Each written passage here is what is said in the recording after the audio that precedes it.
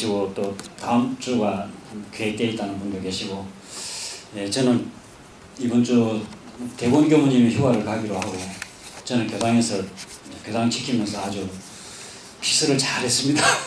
교당에 있는 게 가장 좋은 집안에 있는 게 가장 좋은 피서인 것 같습니다. 보고 싶은 책도 보고 모처럼 제가 하고 싶은 것도 좀 해보고 그런 시간을 가졌습니다. 오늘 교구청 건립 불사를 위한 기도, 그리고 또 8월을 맞이해서 월초기도, 오늘 정진단 교단 주간법회 진행하고 있습니다. 최현성 단장님 준비하시느라고도 수고 많으셨고 발표하시느라고도 수고 많이 하셨고요. 아마 또 단장으로서 어떤 책임감 같은 거, 그런 부담도 많이 느끼셨을 것 같습니다. 정진단이 주관을 했으면 강연도 물론 잘 해야 되고, 또 단원들이 공부담도 다 발표를 해야 되는데, 누구를 하라고 해도 안 한다 그러고, 누구를 하라고 해도 안 한다 그러고, 그러다 보니까 아마 혼자 모든 짐을 짊어지고 이 시간을 때우셨어야 했을 텐데, 굉장히 그런 점들이 또 마음에 큰 짐이 되셨지 않았을까 하는 생각이 들었습니다. 정진단 힘내시라고 다시 한번 박수 보내드릴까요?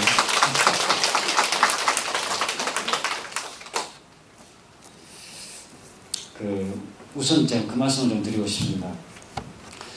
제가 밴드에도 잠깐 올렸던 것 같은데 26, 7, 8 지난 7월 26, 7, 8 3일간 저는 영광 국제마음훈련원에서 원학습 인성교육이라고 해서 지도자 과정 교육이 있어서 다녀왔습니다. 제가 이제 청소년들 교화를 하면서 요즘 우리 청소년들이 아무튼 가장 중요한 건 지금 공부죠. 학습. 그래서 시험 기간이 되면 부패도 문을 닫을 정도로 모든 게 성적에 이렇게 가장 많은 비중을 두고 생활을 하고 있는데, 제가 대원 교무에게도 그랬습니다. 지난 봄인가요? 작년인 것 같습니다. 학생들이 학습에 도움이 되지 않으면 교화하기 어렵다. 그래서 원학습 인성 교육 과정에 있어서 먼저 제가 대원 교무를 보냈습니다. 가서 좀 해보고 우리 청소년 교화에 도움이 되도록 할 수 있는 방법을 찾아보자.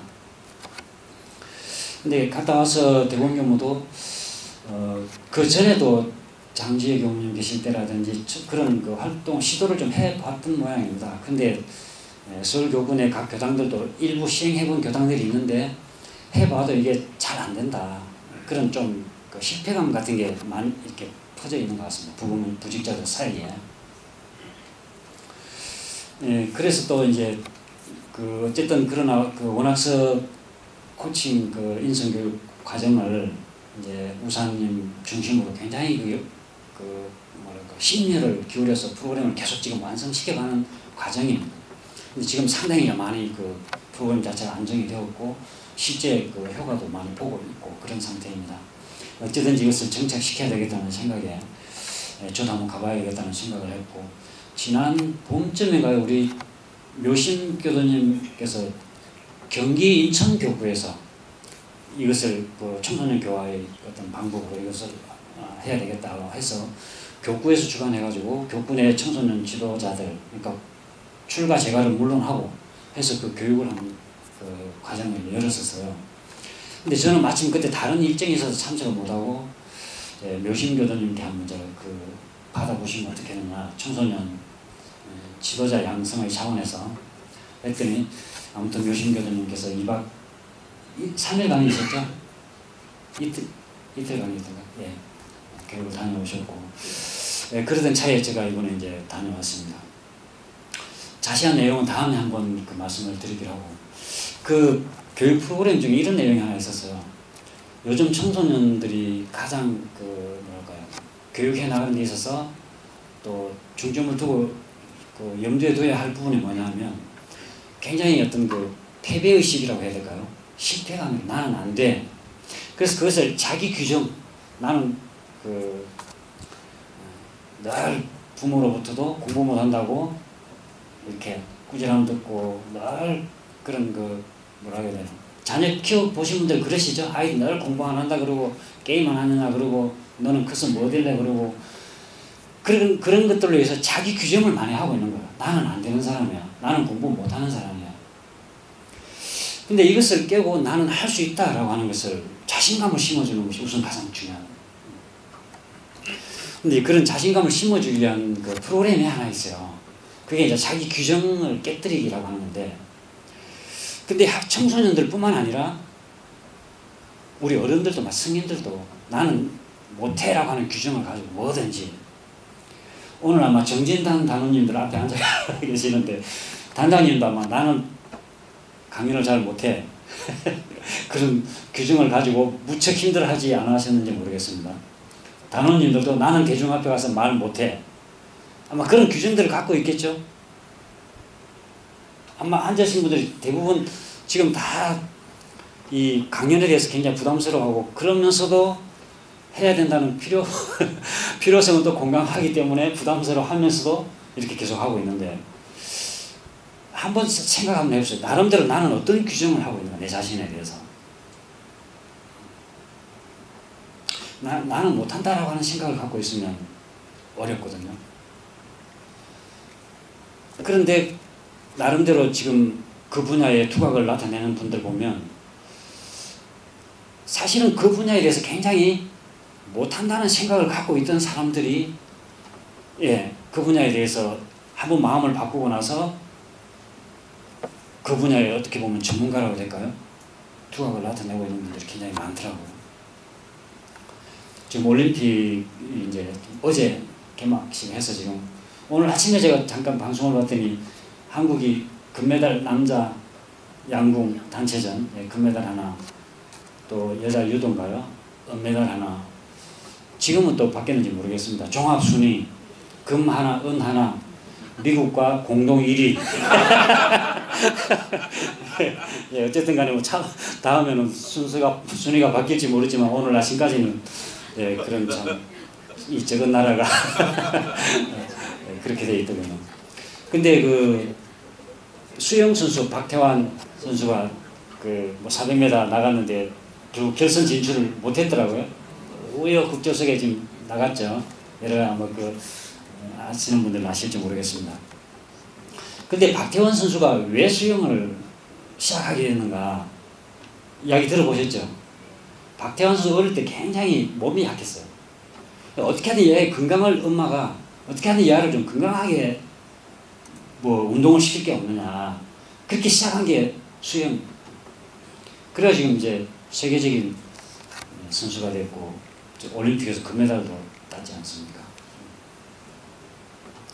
근데 많은 분들이 보면 나는 잘 못한다는 생각에, 유명한 명강사들도 그래요. 보면 명강사가 되어 있는 분들도 보면 본인은 말도 잘 못하고 대중 앞에 나가는 대중 기피증이라 해야 되나, 공포증이라고 해야 될까요? 그런 상태에서 어떤 계기가 되어서 나도 해보자, 그런 마음으로 이제 그런 그 분야에 정말 두각을 내는 그런 분들이 많이 있더라고요. 근데 그런 것들이 내가 나는 못한다라고 하는 규정에 얽매여서 그걸 깨뜨리지 못했더라면 영영 그냥 그러고 살았겠죠. 그 틀 속에서 살았겠죠.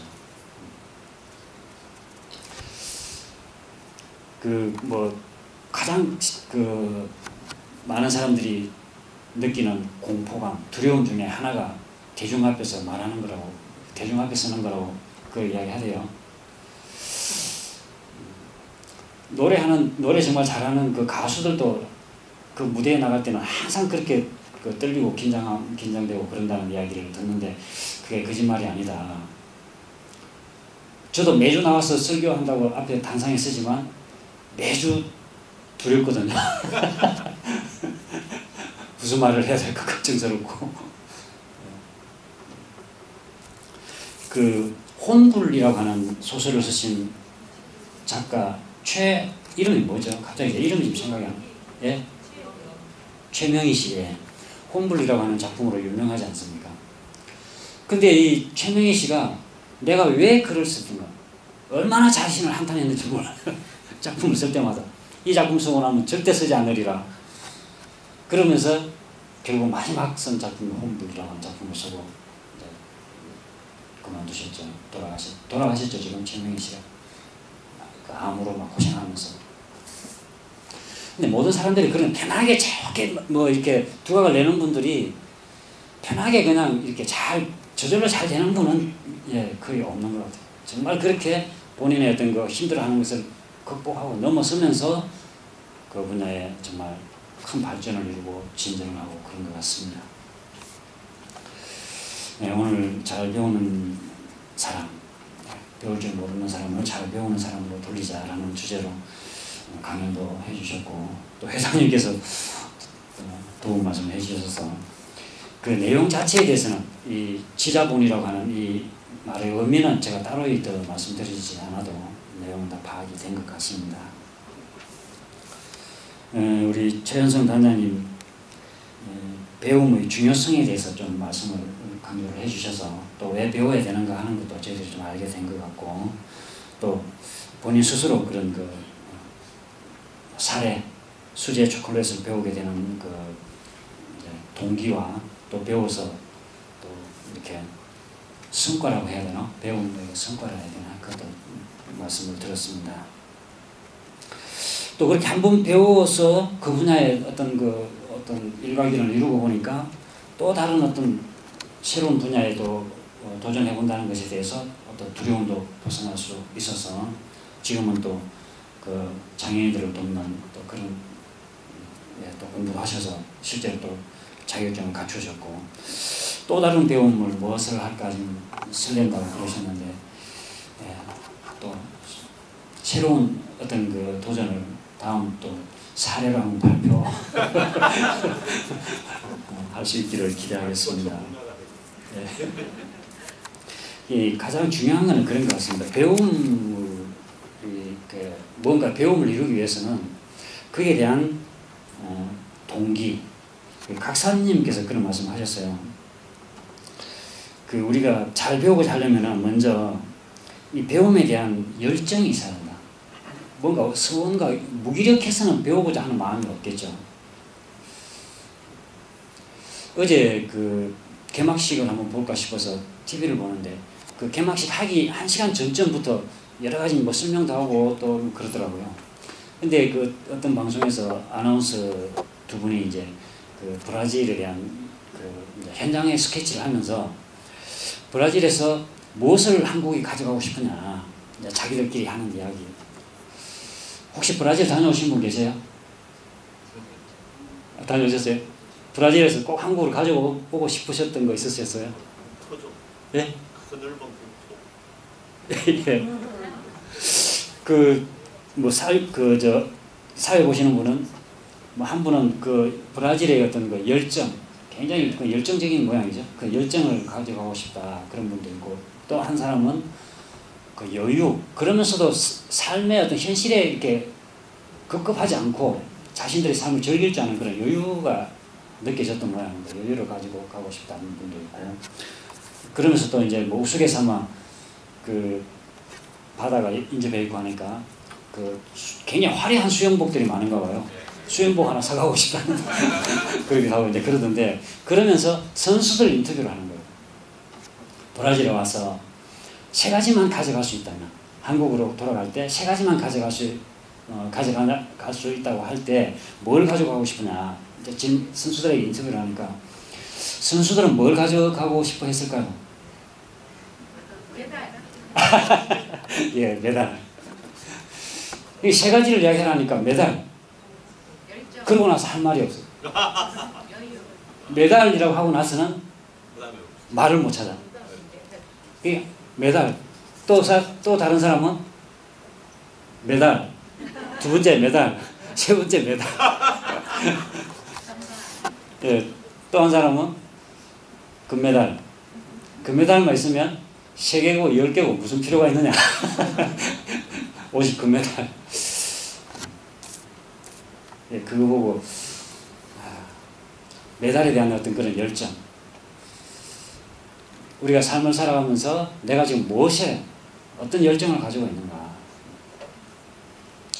아마 우리 현성 단장님은 초콜릿, 수제 초콜릿 꽂혀야, 그게 꽂혀야 지금 그걸 배우겠다는, 남이 미쳤다고 하는 보험 대출을 300만 원이나 받아가면서 예, 꽂혀야 그걸 배우는 거 아닙니까? 이 뭔가에 꽂혀야 된다는 거죠. 그러한 동기를 가지고 있어요. 내가 지금 뭘 하면서 살 건가? 지난번부터 몇 번 말씀드렸는데, 우리가 지금 무엇이 사는데 지금 무엇이 중요하냐? 예, 그걸 우리가 지금 찾아서 거기에 꽂혀요. 그리고 그렇게 꽂히게 되면 정말 배우게 되겠죠. 그래서 남녀든지 노소든지 적서, 신분, 그런 격차를 다 차별을 타파하고 오직 내가 배울 거리가 있는 곳이면 나아가서 배우자는 게 배울 줄 모르는 사람을 잘 배워가는 이 종목의 취지다, 강령이다, 이렇게 말씀드릴 수 있을 것 같습니다. 어쨌든 우리가 이 잘 배우기 위해서 가장 염두에 둘 거 하나가 잘 배우기 위해서는 잘 물어야 된다. 이런 말씀 들어보셨는지 모르겠네요. 자녀들을 학교에 보내면서 학교 갔다 오면 뭐라고 물어보죠? 일본 사람들은, 일본인이 아마 특성이 그런 모양입니다. 학교 갔다 오면 아이에게 오늘은 뭘 배웠니? 그렇게 묻는다고 합니다. 한국 사람들은 뭐라고 묻는지 아세요? 혹시 뭐라고 물어보셨어요? 예? 오늘 몇 점 받았니? 예. 그런데 유대인들은 자녀들에게 오늘은 예, 뭘 물어봤니? 선생님께 뭘 물어봤니? 그러니까 우리가 늘 아까 우리 회장님도 말씀하신 것처럼 질문을 가지고, 의문을 가지고 내 스스로 그걸 연마를 하면서, 연마를 갖는 게 사실은 가장 중요한 배움의 어떤 태도가 아닌가. 우리 예회부에도 보면은 대산종사님 지자본의에 대한 정전 때 밝혀주신 말씀인데, 마지막 조항에 그런 말씀입니다. 성인은 아래 사람에게 묻는 것을 부끄럽게 여기지 않는다. 제가 총부에 근무하고 있을 때 전산개발실에 근무를 했거든요. 이제 업무의 내용은 총부 업무를 어떻게 전산화할 것인가, 그것을 추진하는 그런 담당을 하고 있었는데, 제 사무실 전산개발실 맞은편에 수의단 사무처가 있었어요. 총부 가면 법원관 2층에 저 안쪽에 이제 전산개발실이 있었고, 그 맞은편 쪽에는 수의단 사무처가 있었어요. 그 당시 수의단 사무처에 상임 중앙단원님이 누구셨냐면 좌산 이광정 현 상사님께서 그 당시 수의단 사무처 상임 중앙단원으로서 대산종사님께서 이제 종부사님으로 계시고, 좌산 이제 종사님께서 계속 이제 근무를 하셨어요. 근데 좌산 이제 그 당시는 이제 수의단 중앙단원이신데, 수의단 중앙단원으로서 틈틈이 저희 전산개발실로 오셔요. 그러면서 저에게 신문에 보면 이런 전산과 관련된 내용이 많이 나오잖아요. 계속. 그때 한참 막 그런 IT가 생활화되고 막 이런 때였으니까. 그냥 IT 관련 용어가 나오면 시도 때도 없이 오셔가지고 이게 뭐냐? 이거 뭐라면 어떻게 하는 거냐? 늘 오셔서 자산상사님이 굉장히 해박하시거든요. 사실은 다방면에 굉장히 해박하시. 물론 법력도 있으시지만 다방면에 굉장히 해박하신데, 그게 뭐 특별히 그런 게 아니라 그 분야에 거리낌 없이 밑에 사람이고 어떤 사람이 간에 늘 그렇게 물으시더라고요.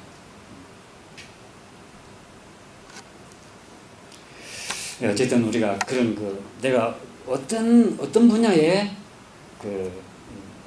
삶의 목표를 두고 뭘 해야 될 건가, 어떤 목표의식을 우리가 정확하게 좀 세우고, 그리고 나면 늘 거기에 대한 문제의식을 가지고 묻고 이렇게 배워나가는 자세를 놓지 않는 그런 삶을 살아가자는 게 오늘 배울 줄 모르는 사람을 잘 배우는 사람으로 돌리자는 주제를 공부하는 어떤 의미인 것 같습니다.